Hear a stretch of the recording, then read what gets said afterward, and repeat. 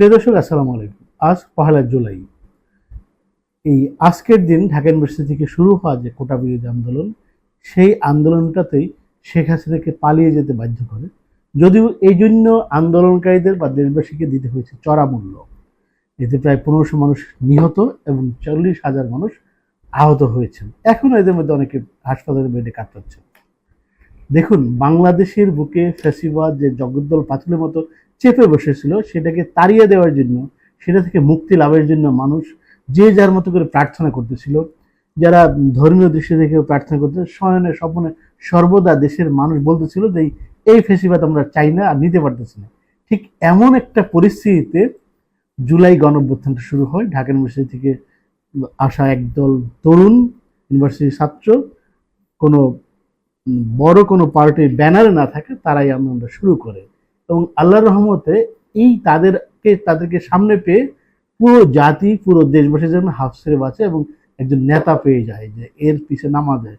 এবং পুরো শহরবাসী, পুরো গ্রামবাসী, পুরো দেশবাসী নেমে আসে। বাধ্য হয়ে শেখ হাসিনা চলে যায়।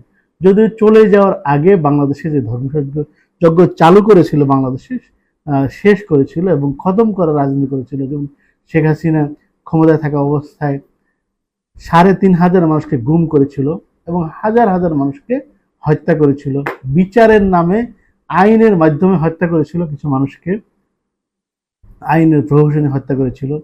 ইভেন ঠিক 1 মাসে বা 36 দিনে তিনি 15,000 মানুষ নিহত করেছেন, শহীদ করে দিয়েছেন। তারপরেও শেখ হাসিনা ক্ষমতা থাকার খায়েশ যায়নি। শেষ পর্যন্ত যখন নিজের প্রাণ বিপন্ন হয়েছে, তার আগে তিনি তার আত্মীয় স্বজন সবাইকে বলেছেন চলে যেতে, তারপর তিনি বিদায় নিয়েছেন। দেখুন, এই খুনি অপশক্তি শেখ হাসিনাকে বিদায় করে দেওয়ার পর মানুষজন ভাবতে শুরু করেছে যে আমরা হয়তো একটা নতুন বাংলাদেশ পাবো। কিন্তু সবাই, সব শ্রেণী পেশার মানুষ, বিশেষ করে পুরনো রাজনৈতিক দলগুলো এই যে শেখ হাসিনার সিস্টেমটাকে রেখে দিতে চায়। ওই যে 15 বছরের নির্যাতন নিপীড়ন অনেকে ভুলে গিয়েছে।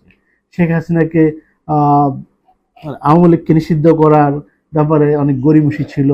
আবার কেউ কেউ বড় স্টেক হোল্ডার যারা, বড় বাহিনীর সদস্য যারা, তারা বলছে সবাইকে নিয়ে নির্বাচন করতে হবে। মানে এরকম একটা খুনি, পিশাচ, নরপিশাচ এবং যারা রক্ত পিপাসু, তাদেরকে নিয়ে অনেকে নির্বাচন করার কথা বলছে। এবং আমাদের সুশীল সমাজ বলতে যারা ছিল, মানে সুশীল আওয়ামী চার্টার বাহিনী যারা ছিল এবং সুবিধাভোগী যারা মানুষ ছিল, তারাও আজ মাঠে উঠে পড়ে নেমেছে যে আওয়ামী লীগকে প্রতিষ্ঠা করার জন্য, সেই ফেসিবাদ আবার ফিরিয়ে আনার জন্য।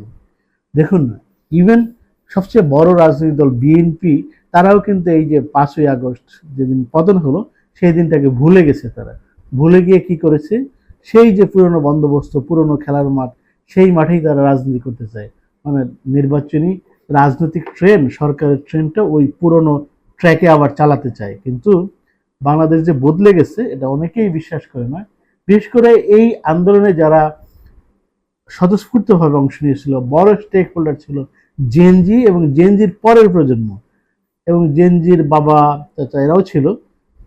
এই যে জেনজি প্রজন্ম যে নতুন বাংলাদেশ চায়, সেই আকাঙ্ক্ষাটা মানুষ ধরতে পারেনি। এখনো পুরনো রাজনীতিটা ধরতে পারেনি। সবাই যার যার বখরা নেওয়ার জন্য ব্যস্ত হয়ে গিয়েছে।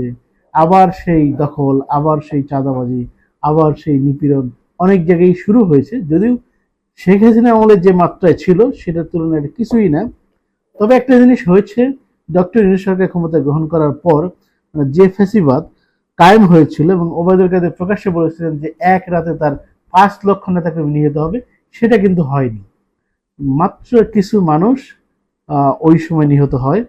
যদিও তারা ছিল রাস্তায়, তারা মানুষকে খুন করার জন্য রাস্তায় নেমেছিল। আওয়ামী লীগের দোসররা, আওয়ামী লীগের সদস্যরা, তারা সশস্ত্রভাবে যারা আন্দোলনকারী ছিল, যারা মুভমেন্টকারী ছিল, যারা মুক্তিকামী ছিল, সেই মুক্তিকামী মানুষের উপর নেমেছিল। কিন্তু তো এইভাবে আমরা দেখতে পাই যে এখানে যে মুজিবতন্ত্র যে কায়েম হয়েছিল, সেটা আসলে ছিল চোরতন্ত্র, মাফিয়াতন্ত্র। ব্যাংকগুলোকে খালি করে ফেলা হয়েছিল। আইন শৃঙ্খলা রক্ষাকারী বাহিনী, যে পুলিশ আছে, তাদেরকে দেওয়া হয়েছিল মরণাস্ত্র, যুদ্ধাস্ত্র তাদের হাতে ছিল। মানে র্যাব, তো র্যাব, সেনাবাহিনী, বিজেপি সবাই একটা খুনি বাহিনীতে পরিণত হয়েছিল, জাস্ট ক্ষমতায় টিকে থাকার জন্য। এবং শেখ হাসিনার যারা দলের লোক তাদেরকে পুনর্বাসিত করা, এবং তারা যেন বহু টাকার মালিক হয় আর সবাই যেন গরিব নিম্নবিত্ত থাকে, সেই অবস্থা করেছিল। সেই অবস্থা থেকে 5 তারিখ যারা মুক্ত করেছেন আমাদেরকে, তাদের প্রতি আমাদের সবার একটা দরদ এবং দায় থাকা উচিত, এবং আমাদের এই দেশবাসীর উচিত যে তাদেরকে যেন আমরা রাস্তায় ফেলে না যাই এবং তাদেরকে যেন ভুলে না যাই, এবং সবাই যেন সেই 5ই আগস্টের আগে যে 15 বছর 16 বছর রেখেছে না, ওই সময়টা যেন ভুলে না যাই, এবং আর কোনো স্বৈরতন্ত্র যেন আসতে না পারে। সেজন্য সংস্কারগুলো, দেশের জন্য যে সংস্কার, সেই সংস্কারগুলো যেন আমরা দ্রুত রাজনৈতিক দলগুলো বাস্তবায়ন করে, দলীয় দৃষ্টিকোণ না থেকে মানুষের দৃষ্টিকোণ থেকে যেন করা হয়।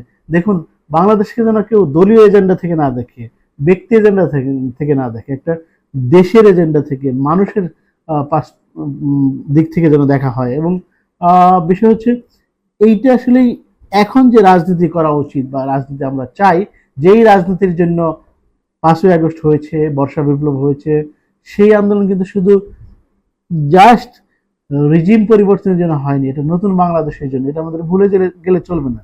যদি রিজিম পরিবর্তনের জন্য হয় বা শুধু রিজিম পরিবর্তন হয় আগের মতোই, তাহলে কিন্তু আবার সেই 5ই আগস্ট ঘটবে। আর একটা জিনিস দেখতে পাচ্ছি, বাংলাদেশে বিএনপিতেও কিছু ভারতপন্থী রাজনীতিবিদ খুব সক্রিয় আছে। দেখুন, বাংলাদেশে ভারতপন্থী রাজনীতি আর চলবে না। ভারত বিরোধিতা মানে আওয়ামী বিরোধিতা, ভারত বিরোধিতা মানে ফেসিবাদের বিরোধিতা।